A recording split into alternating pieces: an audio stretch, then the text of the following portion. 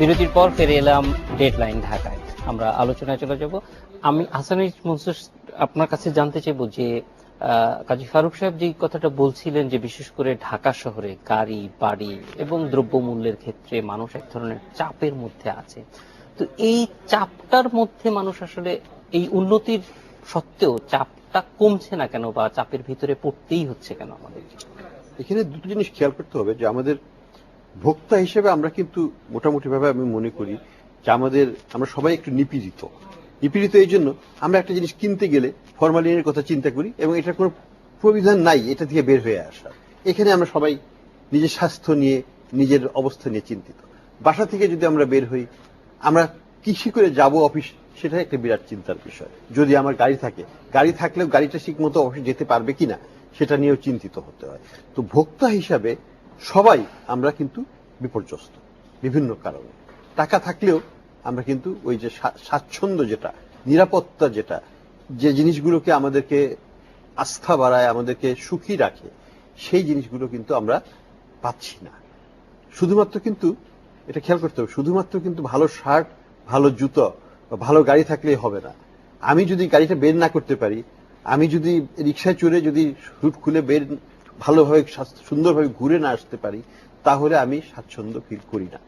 যে কারণে আমাদের আমি বলবো যে আমাদের অনেক কিছু আরো পাওয়ার আছে ভোক্তা শ্রেণী হিসাবে। এখানে দুটো জিনিস মনে রাখতে হবে যে বাড়ির মূল্যটা আকাশচুম্বী হয়ে গেছে, বিশেষ করে 2004-05 সালের পর থেকে। 2004-05 সাল থেকে এটা 2010-12 সাল পর্যন্ত অবিশ্বাস্যভাবে বেড়েছে। কোনো মাফেই বাংলাদেশের ইতিহাসে আমরা এরকম কোনো প্রবৃদ্ধি দেখিনি বাড়ির মূল্যে।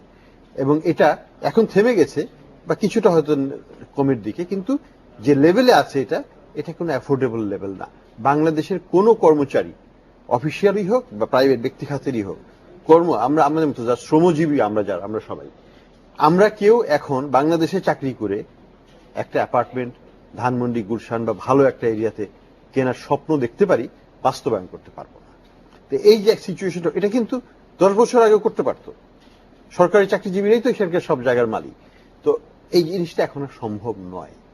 তো আমি স্যার 10 বছরে তো নির্মাণ ব্যয় সেইভাবে বাড়েনি, তাহলে এইটা কেন হচ্ছে? এটা তো অ্যাসেট প্রাইস বাবল হয়েছে, এমন একটা বাবল হয়েছে এবং একটা উঁচু পর্যায়ে যে থেকে গেছে, যেটা কারেকশন হতে অনেক সময় লাগবে। কারেকশনটা হবে কিছুটা হবে, রিয়েল টার্মসে হবে, কিন্তু এটা আগে আরো 5-7-10 বছর লাগবে এটাকে আস্তে আস্তে সহনীয় পর্যায়ে নিয়ে আসতে।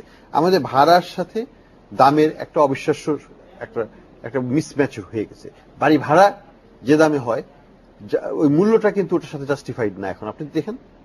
ফলে যেটা হয়ে গেছে, যারা ইনভেস্ট করবে বাড়িতে, it's not worth for investment even.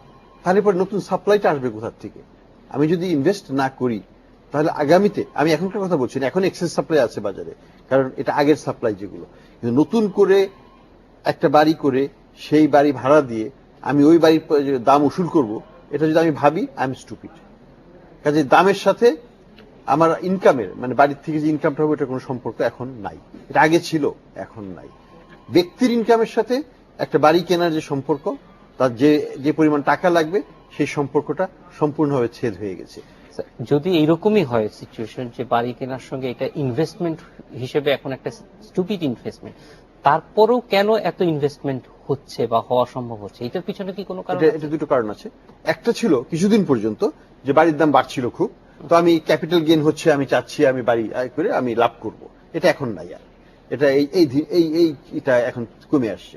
আরেকটা যেটা আছে, যাদের হাতে বেআইনি টাকা বা কালো টাকা আছে, যারা সরকারি বা অন্যান্য যেভাবেই হোক বিভিন্নভাবে রোজগার করেছে, আনডিক্লেয়ার্ড ইনকাম, তারা কিন্তু রিয়েল এস্টেটে এখনো ইনভেস্ট করছে এবং তারা করবে। তো এই শ্রেণীর কাছ ছাড়া সাধারণ শ্রেণীর কাছে কিন্তু টাকা নাই বাড়ি কেনার মতো। ফলে আসলে দেখা যাচ্ছে যে এইটা ওই ধরনের, তার মানে এখানে মেকানিজমটা কাজ করতেছে না, কোনো ধরনের ওভারসাইট মেকানিজম যে কি ওভারসাইট তো বাংলাদেশের কোনো সময় ছিল না এবং এখনো নাই, এবং এটা থাকা অবশ্যই উচিত ছিল, তাহলে পরে এই পর্যায়ে যেত না। আরেকটা যেটা হচ্ছে সাপ্লাই অফ, আমি দেখেন আপনি পূর্বাচলের কথা বলা হচ্ছে, পূর্বাচল গত 10 বছর ধরে আমরা পূর্বাচলের কথা শুনছি, ল্যান্ড অ্যালোকেশনও হয়ে গেছে 3-4 বছর, কিন্তু এখনো যাওয়ার কোনো উপায় নেই, একটা রাস্তা করতে পারে না সরকার। 300 ফিট রাস্তার কথা আমরা শুনতেছি, আমি সেদিনও গেলাম, যে দেখে আসলাম যে রাস্তাটা কি। আমি গত সপ্তাহে গিয়েছিলাম, আমার গাড়ি প্রায় ভেঙে যায় ওই যে রাস্তাটা আছে এখন সেটা it's not navigable, it's not suppose to be navigable, মানে কনস্ট্রাকশন শেষ হয় নাই তো। আমরা কেন করতে পারছি না? ওইখানে যদি আমাদের 6,000 একর জমি যদি আমরা তাড়াতাড়ি ডেভেলপ করে বাজারে ওটাকে নিয়ে আসতে পারি, অবশ্যই বাড়ির দাম কমবে এবং আরো অনেক কমে যাবে। কিন্তু সেটা তো আমরা পারছি না। একটা রাস্তা আমরা করে দিতে পারছি না, যে কারণে হাজার হাজার, আমি বলবো যে হাজার হাজার কেন লক্ষ ইউনিট চলে আসতে পারে বাংলাদেশে, ঢাকা শহরে, যদি আমরা পূর্বাচলের রাজুক প্রকল্পের সাথে পূর্বাচলের ব্যক্তিগত যে প্রকল্পগুলো আছে, হাজার হাজার একর জমি, সেগুলোকে যদি আমরা বাজারে নিয়ে আসতে পারি, আমরা কিন্তু এটাকে ট্যাকেল করতে পারি। কিন্তু এই জন্য প্রয়োজন হলে ইনফ্রাস্ট্রাকচার সাপোর্ট দেওয়া, সেটুকু তো দিতে হবে আমাদেরকে। স্যার, আমরা একটু এই ইনফ্রাস্ট্রাকচার সাপোর্টের ক্ষেত্রে যদি বলবো যে এই যে এত সময় লাগছে, 10 বছর আগে বা তারও আগে শুরু হওয়া একটা সিটি, সেটা এখনো পর্যন্ত আমাদের সঙ্গে কানেক্ট হচ্ছে না, এবং কানেক্টিভিটি ডেভেলপ করতে আসলে সমস্যাগুলি কোথায়? আসলে সমস্যা হলো অর্থের। এখন আপনাকে বলতে হলে আমাকে আর একটু বলতে হয়, আমাদের ফিসক্যাল স্পেস যেটা, মানে সরকার আর্থিক সক্ষমতা যেটা, সেটা বাড়ানোর প্রচেষ্টাটা খুব একটা ছিল না অতীতে। আমাদের 10 ভাগ, 15 ভাগ, 12 ভাগ করে আমাদের বাড়তো রেভিনিউ বৎসরে। তো আমাদের চাহিদার তুলনায় সে তো খুবই কম ছিল, এটা আপনি জানেন। এখনো বাংলাদেশ যে আমাদের যে রাজস্ব আয় এবং আমাদের জিডিপি তুলনামূলকভাবে এটাও দক্ষিণ এশিয়ায় কিন্তু কম। পাকিস্তান, ভারত, শ্রীলঙ্কার চেয়ে আমাদের অনেক কম। তারপর যেটুকু আমাদের আর্থিক সক্ষমতা আছে সেটাকে আমরা আবার এখন বলতে হয় আপনাকে, আমরা লোকসানি রাষ্ট্র প্রতিষ্ঠান চালাবো, আমরা নিজেরা ভর্তুকি চাইবো, যেটা বড়লোকে পাই সেটা তো ভর্তি চাইবো, তেল, জ্বালানি, বিদ্যুৎ, কৃষি কথা বাদ দিয়ে দিলাম যে ওখানে তো আসলে ভর্তুকি দিয়ে চালাতেই হবে। তো ব্যাপক একটা ভর্তুকি খাত। জনপ্রশাসনের বেতন ভাতা ব্যয় হলো 25,000 কোটি টাকা বৎসরে, ধরুন প্রায় 25,000 কোটি টাকা। আমার ভর্তুকির পরিমাণ হলো 35 থেকে 37,000 কোটি টাকা। কয়টা পদ্মা ব্রিজ হয়ে যায় ভর্তুকি দিয়ে একটু দেখুন। এটা সামগ্রিকভাবে কথা যেহেতু হচ্ছে না, কেন হবে, কেমন করে? আমাদের দৃষ্টিভঙ্গির, আমাদের বিচার বিশ্লেষণের যথেষ্ট পরিবর্তনের প্রয়োজন আছে। আপনি বললেন, এই যে কাজী ফারুক সাহেব বলেন যে ভোক্তারা সংগঠিত নয়, ভোক্তাদের করা কিছু থাকে না, স্লেভ। আসলে এই কথা তো ঠিক নয়। তাহলে গণতন্ত্র আছে কেন? 15.5 কোটি লোকই তো ভোক্তা, হু ইজ নট।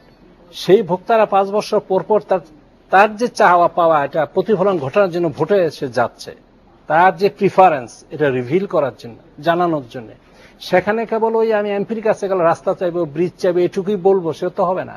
আমি আইন শৃঙ্খলা চাইবো, আমি ফরমালিন মুক্ত খাবার চাইবো। ভোটার হিসাবে এগুলো কিন্তু আমাকে জানাতে হবে। আমার যে প্রতিনিধি, সেই প্রতিনিধিকে আমাকে বাধ্য করতে হবে এই নিয়ে আলোচনার জন্য হয় পার্লামেন্টে। সেগুলি কি হয়? আমি বলতে চাচ্ছি, আমি ভোক্তা হিসাবে যে দায়িত্বটুকু না, কেবল আইন হলো না, আইন হলো, কমিটি হলো, চেয়ারম্যান পেলাম, এটি দিয়ে তো হবে না। মূল বিষয় হলো আমার অধিকারটুকু প্রতিষ্ঠা করার জন্য আমার চাওয়াটাকে আমার ভোটার হিসাবে, আমার ভোক্তা হিসাবে, আমার উৎপাদক হিসাবে এটাকে প্রতিফলন ঘটাইতে হবে জনপ্রতিনিধির মাধ্যমে। এখানটা বড় ফাঁক আছে কিন্তু আপনি দেখুন, সেখানে ভোটের সময় কিন্তু আমার অর্থনৈতিক কার্যক্রম বিবেচনায় আসে না। আমি ইকোনমিক ফাংশন ভালো করলাম কি না করলাম, প্রবৃদ্ধি কত হলো, ইনফ্লেশন কমিয়ে রাখলাম, ভোটে কিন্তু সেটা বিবেচনা হবে না। হবে এমপি সাহেব কতজনকে চাকরি দিয়েছেন, আমি আমার তদবির করেছেন কিনা, আমার বাড়ির কাছে রাস্তাটা হয়েছিল কিনা। আমি এটা বাস্তবতা আমি বলছি, আপনি যেভাবেই নেন, এই বিষয়গুলো থেকে আমরা তো সরে আসতে পারছি না। আমাদের এই যে সামাজিক, যে আপনি বললেন অ্যাসেট বাবল বললাম, এত দাম বেড়ে যাচ্ছে কেন? সেখানে আমরা ট্যাক্স আরোপ করছি না। একজন জমি 1 লাখ টাকা দিয়ে কিনে 10 বছর পরে সে 30 লাখ বিক্রি করতেছে। এই যে বিরাট উল্লম ফন্ড, সরকার টাকা পাচ্ছে কোথায়? তো এই দৃষ্টিভঙ্গিগুলোতে আমাদের যথেষ্ট পরিবর্তন আনতে হবে। ভোক্তা হিসাবে আমার তো অনেক রাইট আছে। আমরা বলি ভোক্তার সুভারেন্টি, মানে কনজিউমার সুভারেন্টি, তারাই সর্বা। সেটা প্রতিফলিত হবে যদি আমার অধিকারটাকে আমি জানাতে পারি আমার জনপ্রতিনিধিকে। এবং জনগণকে জানার জন্য তো এই ব্যবস্থা, গণতান্ত্রিক ব্যবস্থা। গণতান্ত্রিক ব্যবস্থাকে আমি ঠিক পথে আনতে হলে কিন্তু ভোক্তা হিসাবে, উৎপাদক হিসাবে আমার চাহিদাটা জানান দিতে হবে। আমার যে হতাশা, আমার যে এই বিষয়গুলো জানান আমরা যথা দিতে পারছি না। তো আপনি যেটা শেষ আমাকে প্রশ্ন করলেন যে পারছি না কেন, পারছি না, ওই আমি আবার বলবো, ব্যাপকভাবে সরকারি কার্যক্রমে যে চাহিদা, রাস্তাঘাট, কালভার ব্রিজ, আমার 2 লেন রাস্তাকে 6 লেন করা, 4 লেন করা, প্রচুর টাকার প্রয়োজন। সেই বিষয়টাতে কিন্তু আমরা জনপ্রতি, আমরা ভোক্তা, উৎপাদক সেভাবে কিন্তু বলছি না। আমার 13.5% আমার জিডিপির মাত্র আমার রাজস্ব আয়, যেটা হওয়া উচিত 18%, হওয়া উচিত 20%। সাউথ আফ্রিকা এটা 26% জিডিপির। তো সেখানে সরকার ওইভাবে ব্যয়ও করতে পারে, চাহিদাও মিটাতে পারে। কিন্তু স্যার একটা জিনিস, যে আমাদের যে দৈনন্দিন সমস্যা, বাসার মানে বাড়ি ভাড়া থেকে শুরু করে গাড়ি ভাড়া, আমি আপনাকে বলি, আমাদের গতানুগতিক কথা বলে লাভ নাই। যে টাকা, যে জমির আটকে আছে আমার টাকাটা, যিনি আমার বলতে যে কোনো সেই পরিমাণ ভাড়া কিন্তু এখন আর আসে না। কিন্তু আমার ওই নিম্নবিত্ত হিসাব, মধ্যবিত্ত, ওই ভাড়া আমি থাকতেও পারছি না, সেটি হলো আমার আয়ের অভাব। কিন্তু যিনি বিনিয়োগ করবেন, বাড়ি করা কিন্তু এখন মোটেই বিনিয়োগ ঢাকাতে অতটা আকর্ষণীয় নয়, কারণ ভাড়া সেটা কভার করছে না। এই টাকাটা ব্যাংকে রাখলেই বরং যথেষ্ট 6 বছরে ডাবল হয়ে যায়, 7 বছরে। কিন্তু ভাড়া দেখবেন 6 বছরে মাত্র 60% বাড়ে বা 50% বাড়ে, এর বেশি নয়। তো এটা সোজা হিসাব, অঙ্কের হিসাব, হয়তো অনেকের মনোপুত হবে না। আমার নিম্নবিত্তের আয় বাড়ানোর দরকার আছে, আমার আয়ের বৈষম্য কমিয়ে আনার অবশ্যই দরকার আছে। এই বিষয়গুলোতে আমাদের নজর দিতে হবে, যাতে নিম্নবিত্তের কাছে আর আয় দ্রুত যায়। আমাকে সামাজিক নিরাপত্তার ব্যবস্থা করতে হবে, আমাকে ভাতার ব্যবস্থা করতে হবে, আমাকে বৃদ্ধ ভাতা দিতে হবে। এগুলোকে আমার অধিকার হিসাবে কিন্তু প্রতিষ্ঠা করতে হবে। সেই জন্য সরকার আর্থিক সংস্থারও প্রয়োজন, আর আমার দাবিও জানাতে হবে। আমার ছোট ছেলে মেয়েদের প্রত্যেকের ভাতা পাইতে হবে, যেন তারা স্কুলে যেতে পারে। আমরা একটু পরবর্তীতে আরেকটা বিষয় নিয়ে আসবো, যে সরকার এখন অনেক অনেক ভর্তুকি দিচ্ছে, যা দরকার তার সেই পরিমাণ নাই। কিন্তু আমরা একটু জানতে চাইবো বিরতির পরে আহসানুল মনসুরের কাছে, সরকার যখন বিক্রেতা, তখন আসলে সে যথাযথ দাম নিচ্ছে কিনা সেই জিনিসটা। কারণ ওই বিশেষ করে এটা আপনার পূর্বাচলের ক্ষেত্রে আমরা এই জিনিসটা একটু জানতে চাইবো, যে অনেকদিন হয়ে গেছে। দর্শক, আমরা ছোট্ট একটা বিরতি নিচ্ছি, ফিরছি।